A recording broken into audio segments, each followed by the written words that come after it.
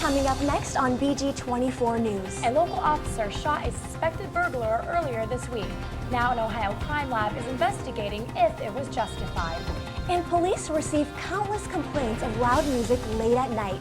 We'll ask them if noise violators are breaking any laws. Plus, university students are getting excited to see this comedian at BGSU. We'll tell you where you can get free tickets to see Burnham. And a look at your Black Swamp weather forecast and BG24 sports. Welcome to your campus and community connection. Wood County's live local news starts right now. This is BG24 News, live at 5:30. Thank you for joining us tonight. I'm Parminder Bunga. And I'm Madeline Fenning. Our top story tonight. Ohio Official Crime Lab is investigating why a local police sergeant shot a burglary suspect earlier this week. Perrysburg Sergeant Jack Ott shot James Newman in the leg while investigating 20 burglaries. Police say Ott was on patrol when he saw items in the back of Newman's truck that appeared to be stolen. When Newman tried to flee, Ott shot him in the leg. Investigators remain tight-lipped about the shooting, but they do say earlier information indicates Sergeant Ott acted appropriately. The sergeant is on paid leave and the suspect is expected to recover. The Wood County Commissioners appointed a new leader last night. The Board of Commissioners elected Doris Herningshaw as vice president. Herningshaw has been in education for 35 years. She says Wood County needs to continue to provide internships and train people for their jobs. The county commissioners approve the county budget, set the tax rate, and oversee the county's infrastructure and construction. College students are known for hosting parties with music. Sometimes louder music prompts complaints from neighbors. But when it's loud, too loud? Reporter Jacqueline Gideon tells us the answer is a complex one. So what you wanna do? Each weekend, the Bowling Green Police receive more than 10 calls about noise complaints. City laws require residents to keep the noise level down from 11 p.m. to 7 a.m. But police could follow up on a noise complaint at any time of the day. Major Tony Hetrick says if the noise can be heard from a block away, it is too loud. Neighborhoods are pretty mixed. Permanent residents, students, all live together very closely. So just keep it under control and you likely won't see us. Hetrick says the police treat Bowling Green the same as non-college towns. First-time offenders will generally receive a warning. After that, you may be charged with disorderly conduct and a fine of $155. Hindsight resident Mark McCann says the police came to his apartment for a noise complaint. Even though a lot of people think they're out to get all the students, all the students will say that, I feel like it's more they're just trying to make sure people are safe because, rowdy parties like that, people can get hurt. The police can come to your house about a noise complaint only if a third party complains. Reporting for BG24 News, I'm Jacqueline Gideon. Many college students these days juggle schoolwork and more. These responsibilities can lead to mood swings, extreme depression, and even suicide. The American College Health Association says the suicide rate among young adults has tripled in the past 60 years. Reporter Lucas Stahl says the university hosted a competition to give the depressed a sense of hope. Several groups in the Bowling Green community and at Bowling Green State University gave students a task several months ago. It was to create short videos to bring attention to suicide and information to those struggling with depression. We recognized finalists from 4 teams comprised of 9 BGSU students. Creating these videos also was a competition. The prize was to potentially win a $4,000 scholarship. Bowling Green State University's Student Union Theater, a place commonly used for students to come together and watch movies for leisure, was used tonight to premiere and showcase videos made by students on suicide prevention and awareness. And it's very sad, isn't it, that someone would not know that others care and want to help that individual and be able to prevent it. But many times we cannot. But there's one thing I can tell you about BGSU since I've been here. I've never found such a caring community, a supporting community, as right here at Bowling Green State University. The winners, Team 2, which consisted of Courtney Hutton, Marissa Vallejo, and Richard Sanders, who was unfortunately unable to attend. We're all film students, and to be able to put those skills to use in this way for something that's so worthwhile, that's such a huge topic that no one discusses, it's just too good of an opportunity to pass up. Even though this is kind of just the beginning, the fact that we're able to be a part of it means a lot to us. It shows how much we care about each other. and that we want to help each other when one of our fellow students is struggling with this. It can impact anyone's life. I think the team that ended up winning had the most hopeful message, and I think that's what people ended up going for. At first, I was really kind of nervous how we were going to get everything together, but towards the end, to see what the students actually came up with was really uplifting. Reporting for BG24 News, I'm Lucas Stahl. Thank you so much, Lucas. And if you'd like to see the winning video, check out our Facebook page at facebook.com/BG24News. 1 week from tomorrow, comedian Burnham will headline at the university's Stroh Center.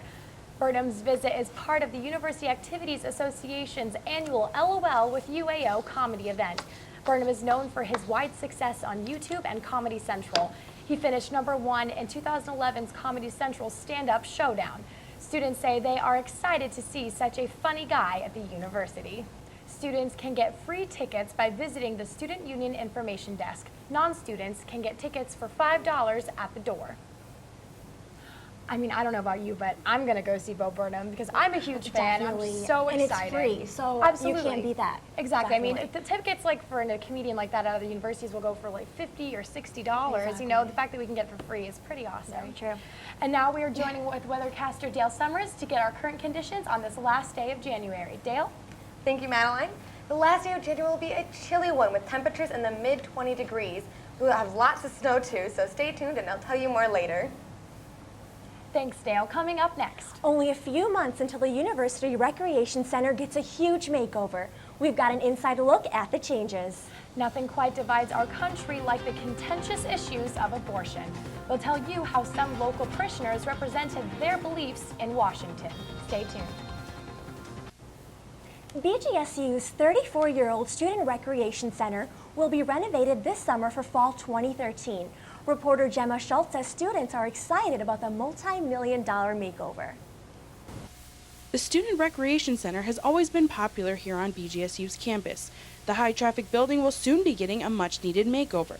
BGSU will be making some major changes to the Student Recreation Center.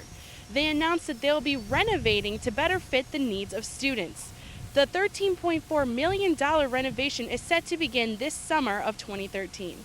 The project hopes to attract new students to campus while also keeping current students' interest. The team at the rec have done extensive research in order to properly ensure the best outcome. All right, well, the Student Recreation Project is a project we've been working on now for over 2 years. We've done a lot of research by looking at other campus recreation centers. My team has now visited over 20 facilities and have looked at new renovations and new facilities throughout the country. So we've done a lot of homework on this project. Students are also enthusiastic and hopeful that the renovations will better their experiences at the rec. When you come here and it's like packed and everything, I think by doing the renovations they'll make it bigger and have way more equipment available. And I'm really excited that it's new equipment because some of the old stuff is always out of order. I just think it's a great new thing for BG. Everything else is getting like new buildings and everything like that. It's time for the rec to finally get on board with that. The plan will update the inside of the rec center, housing all new basketball courts, an updated weightlifting area, and new workout equipment. For BG24 News, I'm Gemma Schultz. The renovations will also include office upgrades and locker room changes. The university's Board of Trustees approved these renovations last summer. Though the majority of polls show that most Americans are pro-choice, thousands of pro-life supporters marched last weekend in Washington, D.C. Reporter Megan Gallagher says more than 100 of the marchers were from a local Catholic parish. In a Gallup poll taken this year, 48% of Americans are pro-choice, while 44% are pro-life. That 44% includes local Catholic parish St. Thomas More, who marched in the March for Life over the weekend. Here at St. Thomas More, we've been doing it for a few years. This is my second year here, so my second year doing it. Last year we took 55 students down. This year we took 110. So we go down to Washington, D.C., and we march that afternoon, and then we have time to spend a night in the hotel and then have time to tour D.C. the next day. A BGSU student said that while the march focused on abortion, the march included other issues as well. We're against the death penalty, we're against euthanasia, we're against genocide and infanticide or mass killing of people. And the ultimate view around the right to life, besides just protecting life from the moment of conception to natural death, is all life is sacred. St. Tom Minister Range also said the pro-life decision is not just a religious one. For me, it is certainly a religious thing, but it's also very much a scientific thing and a human thing. It's a human struggle, the reality that this life inside the womb is truly alive. Reporting for BG24 News, I'm Megan Gallagher. Abortion is one of the most controversial topics of our time. We want to know what you think about this touchy subject. Do you think Roe v. Wade will be overturned? Tweet us your answers at twitter.com/BG24News. Lawmakers continue tonight to try and find ways to prevent gun violence nationwide. Lawmakers gathered on Capitol Hill last night to give testimony on possible solutions. CNN's Sandra Endo reports that former Congresswoman Gabby Giffords and the CEO of the National Rifle Association were the star witnesses. She was shot in the head more than 2 years ago, and her speech is still affected. But former Congresswoman Gabby Giffords' message could not be more clear.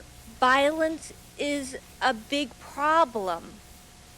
Too many children are dying.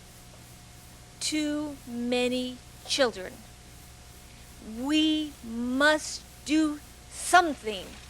She gave the opening remarks at the first congressional hearing into gun violence after the mass school shooting in Newtown, Connecticut last December. Things got heated when Wayne LaPierre of the National Rifle Association took the hot seat. Okay, so you do not support mandatory background checks in all instances of gun shows?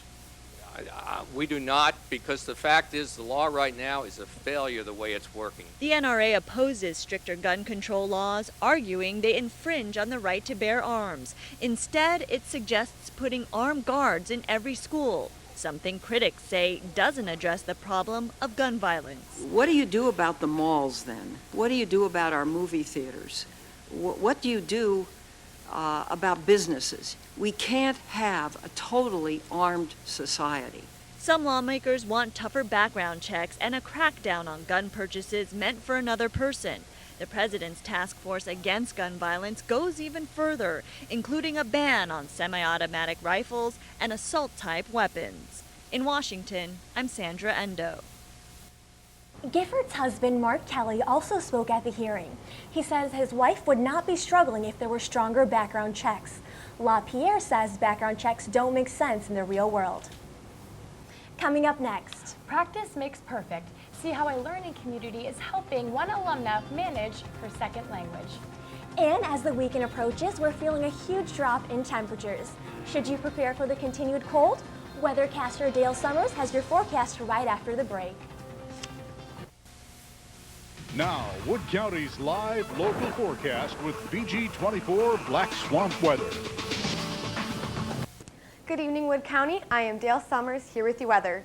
The warm weather from the past 2 days is long gone with current conditions of 25 degrees, but with the strong winds coming in at 28 miles per hour, it feels like it's 9 degrees. Tonight's forecast, we will see a drop in temperatures down to 13 degrees, and we'll still see a continued trend of snow.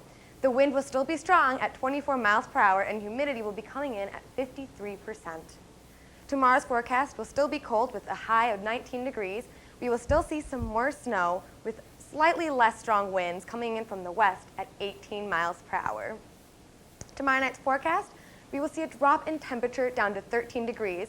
We will see some cloud cover, and the winds will not be as strong. The average record for January 31st is a high of 31 degrees, which is a little bit warmer than what we've been experiencing these past few days. The record high is 62 degrees, which kind of reminds us of the past 2 days we've been experiencing. As we can see, up by Toledo, there is temperatures in the mid-20s, and you can see the surrounding regions have temperatures of that same area. Precipitation, Bowling Green is experiencing a slight break from the snowstorm that we've been having, but imagine with how much snow we've been getting, the other areas must be getting a lot more snow. However, compared to the national radar, we can see that there is a snowstorm making its way through the eastern part of the United States. Hopefully within the next week, it will make its way by us. For our 5-day forecast, we will see a slight rise in temperatures from a high of 19 degrees on Friday to a high of 35 degrees on Tuesday. We will see snow throughout the next 5 days, so make sure that you wear your snow boots because we don't want anyone getting cold feet. You know, compared to the spring-like weather we've had these past couple of days, I am not looking forward to the snow at all. I don't know about you. I say it every week, but I always say I wish for a snow day, Yeah. but I think this might be the week I get it. Just looking at all the snow every single day. Well, you have fun. Thank you so much, Dale. Students studying French at the university practice weekly at the French House. Reporter Christina Hefner says it's a beneficial atmosphere to practice the Romance language. Coffee, conversation, and only speaking in French is what happens at the French House in Sorority Row. Students, faculty, and community members believe that cafe conversation is important to anyone wanting to speak French. As a French major, I definitely thought it was important because it opened up a lot of opportunities to speak French and get better at it. And for me, it was also a way to listen to people speaking French and try to imitate their accent in a way. Faculty advisor Jennifer Walter encourages her students to attend. I find that it's really exciting to get students to experience something outside of the classroom, so it gives them a real life setting to be able to practice their French. Cafe conversation has even helped a community member in her current field. It's been impactful to my current position as a French translator communications coordinator at Railtech, and being that I continue to use French in my daily life and work, Cafe has probably helped me in little ways and big ways over the time that I was in college to get better at French, and therefore I can do my job. Cafe conversation has impacted French-speaking students on campus. It is held on Tuesdays at 7 p.m. in the French House. Anyone who is interested in speaking French is welcome to join. Reporting for BG24 News, I'm Christina Hebner. The number of French speakers has tripled since 1945. Between 6 and 11 million Americans speak French. Students at Ohio University were back in class today, safe and sound. The university canceled classes yesterday as a precaution after an armed robbery suspect was spotted near the campus. The university also called in extra security. The suspect was seen running towards the school. Police say the suspect approached the school after he robbed a woman of $5 in a nearby parking lot. It's unfalcon believable coverage that you won't get anywhere else. This is BG24 Sports. I'm Jacqueline Elliott here with your BG24 Sports. In the men's basketball face-off with #1 ranked Akron, Chauncey Orr scored 16 points and Craig Steele added a season high of 10 points. But it was not enough to push the Falcons ahead of the Zips. In the 68-55 loss, BG had 3 players reach double digits, including a double-double by Austin Calhoun. The Falcons fall to a 7-13 record and will return to the court this Saturday as they host Ball State at 2 p.m. Be sure to go out to the game and support BG and witness the beheading of mascots Freddie and Frida. Over to ice hockey. The Falcons are to host Lake Superior State this weekend as they play a series with the Lakers on Friday and Saturday. BG is coming off a shutout by Miami University and looking to take down #7 Lake Superior. The puck is set to drop at 7 p.m. The tennis team is on a 3-game win streak going into their month-and-a-half home stretch. The Falcons are set to play at home for the next 7 matches beginning with Youngstown State this coming Sunday. Competition starts at 2 p.m. Women's basketball are in action tonight as they travel to Akron. The Zips are ranked #12 in the nation and are averaging a deadly 76 points per game, as the Falcons are #24 and averaging 53 points per game. Be sure to catch the results of that game on our Tuesday show. Well, that's all for BG24 Sports. I'm Jacqueline Elliott, and we'll be right back. And now Dale Summers is back with a last look at weather. Dale? As you can see, the warm weather has left us behind, and all the rain has turned into snow. The temperatures from Friday at 19 degrees for our high will slightly raise throughout the next 5 days up to a high of 35 degrees on Tuesday.